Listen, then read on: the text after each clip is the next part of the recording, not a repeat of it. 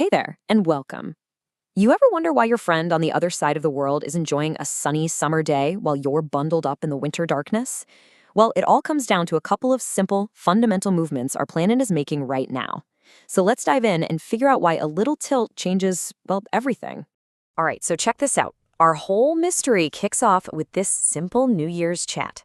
You've got Rahul in India, where it's chilly and getting dark super early. And then on the exact same day, his friend Shruti is down at Australia, and for her, it's a warm summer evening with sunlight that's going to last till 8 p.m. Different times, different seasons, same planet. And that's the big question, right? How does that even work? How can one single spinning rock out here in space create such wildly different experiences for people at the exact same moment? It sounds, I know, super complicated, but the answer is actually pretty amazing.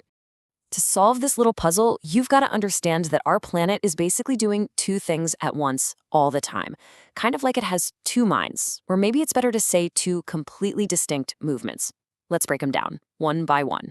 First up is the daily grind, literally, the constant spin cycle. We call this rotation, and this is the absolute key to understanding the first part of the puzzle, that time difference, and, why we have day and night in the first place. So, what is rotation? Well, it's just the Earth spinning on its own axis. This full turn takes about 24 hours to complete, and that's what gives us our daily rhythm. As one side faces the sun, hey, it's daytime. As it spins away from the sun, it becomes night. Simple enough, right? But there's a crucial twist to this story. See, the Earth isn't spinning perfectly upright. Think about a spinning top, how it often spins at a bit of an angle. That's us. Our planet is permanently tilted on its axis by about 23.5 degrees. Now, that little slant might not sound like a huge deal, but believe me, it is the single most important detail in this entire story. Go ahead and burn that number into your brain, 23.5 degrees. So yeah, this daily spin gives us our day and night. It's why the sun seems to rise in the east and set in the west, and it even creates something called the Coriolis effect. That's the force that causes huge weather systems, like hurricanes, to spin in opposite directions depending on which hemisphere they're in. Pretty cool, huh? Okay, so rotation explains the day and night thing. But what about the seasons? I mean, what's the deal with summer and winter?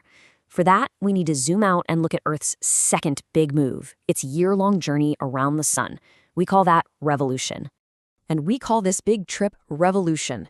While it's spinning on its axis every single day, the Earth is also cruising along this gigantic, slightly oval-shaped path, an orbit, all the way around the sun. That trip takes 365 and a quarter days, which, of course, is exactly why we have a year, and why we need a leap year every 4 years to play catch-up with that extra quarter of a day.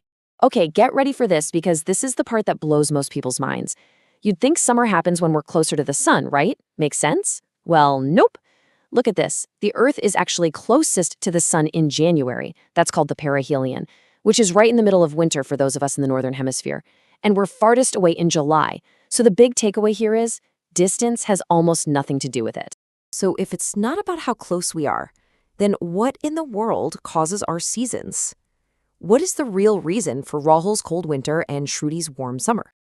It's that 23.5-degree tilt we talked about. That's it. That's the whole secret. The tilt is the reason for the seasons. So let's put it all together now. How does this tilt, combined with that year-long trip around the sun, create everything from summer and winter to spring and fall?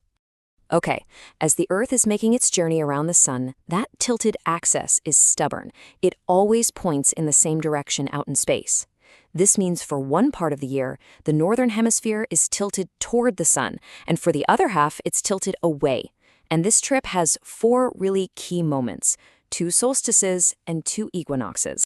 So around June 21st, the northern hemisphere is leaning in for a cosmic hug from the sun.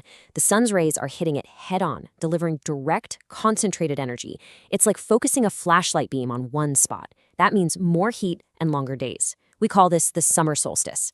And at that exact same time, the southern hemisphere is tilted away, having its winter. Now, let's fast forward 6 months to around December 22nd. The whole situation is flipped. Now, the northern hemisphere is tilted away from the sun. Those same rays are now hitting it at a shallow angle, spreading that energy out. It's a weaker, more diffuse light. That means less heat and shorter days, our winter solstice. And that is the cold, dark evening Rahu was living through back in India. So what about those points in between the extremes? Well, twice a year, around March 21st and September 23rd, that tilt is kind of sideways relative to the sun. Neither hemisphere is really tilted toward or away. On these days, which we call the equinoxes, the sun shines directly on the equator and day and night are almost exactly equal everywhere on Earth. They are the perfect balance points. All right, so the season mystery solved. Now let's just quickly loop back and connect all this to the first part of our puzzle, the time difference. How does the Earth's daily spin actually become the clock on your phone? Believe it or not, it all boils down to some pretty simple math. The Earth spins a full 360 degrees in 24 hours. Well, if you do the division, that means it takes just 4 minutes for the Earth to spin a single degree of longitude. That little 4-minute block is the fundamental building block of all of our global time. And that is how we get our time zones. Since the Earth spins 15 degrees every hour, we just divided the whole globe into 24 of these zones, each about an hour apart. We start the clock at the prime meridian in Greenwich, London, and for every 15 degrees you travel east from there, you add an hour. And that is exactly why Shrudi's New Year's party in Australia started a full 5.5 hours before Rahul's back in India. And there you have it. It's not magic, it's just beautiful orbital mechanics. 2 simple movements, a daily 24-hour spin and a yearly 365-day trip, all happening on a planet that's just permanently tilted by 23.5 degrees. That simple little setup is responsible for our days, our nights, our time zones, and the rhythm of our seasons. It is absolutely wild to think that this one simple tilt is the engine that drives the entire rhythm of life on Earth. And it really makes you wonder, doesn't it? What other seemingly small cosmic quirks are out there quietly shaping our world in ways we haven't even begun to discover yet?